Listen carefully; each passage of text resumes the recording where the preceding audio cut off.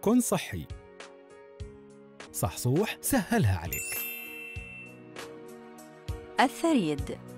المقادير: 250 جرام من لحم العجل مع العظم خالي من الشحم، حبة بصل مفرومة، حبتين طماطم مكعبات، حبة فلفل رومي أخضر مكعبات، حبتين بطاطس، حبتين فطير أسمر مقطعة، ملعقتين طعام صلصة طماطم، لتر من الماء المغلي، ملعقة طعام من زيت الذرة، 3 فصوص ثوم مهروس، قطعة زنجبيل مبشورة، حبة ليمون أسود، حبة فلفل حار، نصف ملعقة شاي لكل من البهارات المطحونة التالية: كمون، كزبرة ناشفة، كركم وهيل.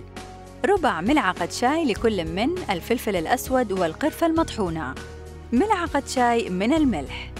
يوضع اللحم والبصل وزيت الذرة في قدر على نار متوسطة ويغطى.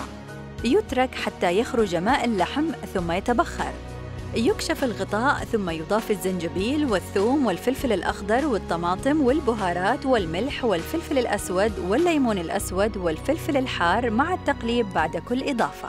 يترك الخليط ليتسبك، ثم تضاف إليه صلصة الطماطم والماء المغلي. يترك الخليط على النار حتى يغلي، ثم تخفف درجة الحرارة. يغطى القدر مدة 45 دقيقة تقريباً أو إلى أن ينضج اللحم.